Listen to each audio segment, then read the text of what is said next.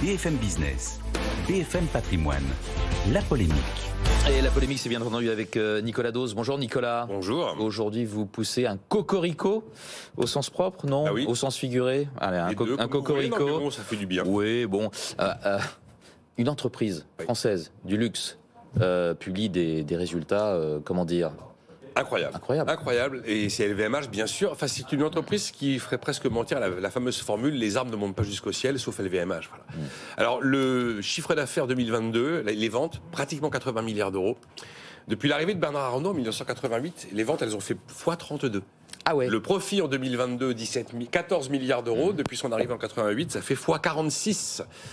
Il y a deux marques motrices, Dior et Vuitton. C'est aussi en 2022 que Sephora a acquis la place de première chaîne de distribution de produits de beauté dans le monde. LVMH, c'est la première capitalisation du CAC 40. C'est la seule entreprise en Europe qui vaut plus de 400 milliards en bourse. Depuis l'arrivée de Bernard Arnault en 1988, la capitalisation, la valeur boursière fait x69. C'est assez extraordinaire quand même. Ouais, c'est unique, c'est unique. C'est extraordinaire les chiffres de cette entreprise. Comment LVMH fait-il pour résister dans un environnement, c'est mieux que résister d'ailleurs, Ouais. pour publier de tels chiffres dans un environnement de plus en plus incertain, il faut le dire. En plus, c'est la vraie vie et c'est le vrai commerce, LVMH. C'est pas de la spéculation. Il y a les deux armes absolues. Vous avez des produits excellents, l'excellence des produits. Vous avez des marques avec une puissance incroyable. Et ben, quand vous avez deux armes comme celle-là, vous avez la capacité de faire ce que vous voulez avec vos prix. Vous pouvez vous permettre de monter vos prix plus que l'inflation. Vous avez le pricing power, comme on dit en anglais. La capacité de continuer à vendre à peu près à n'importe quel prix. Attention, ça ne veut pas dire qu'il n'y a pas des nuages possibles. Hein.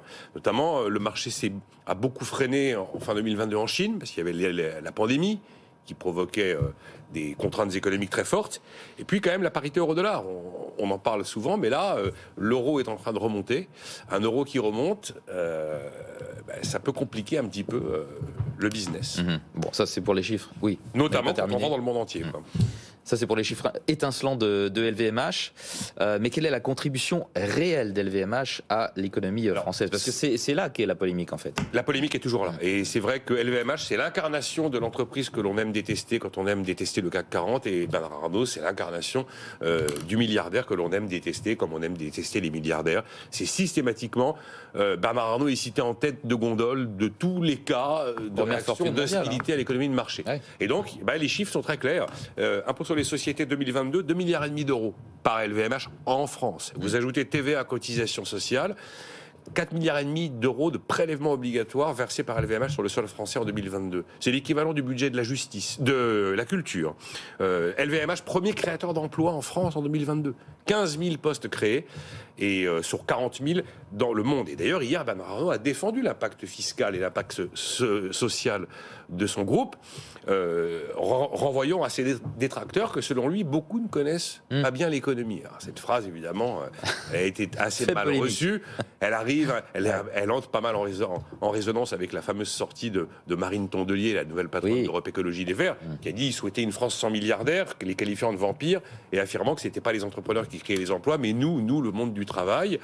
Est-ce que les gens comprennent ou pas l'économie? On est peut-être en droit de se poser la question. J'ai entendu encore cette semaine, c'est pas la peine de repousser l'âge de départ à la retraite, on n'a qu'à payer les retraites avec l'argent du CAC 40. En fait, je crois pas que ce soit de la non-compréhension de l'économie.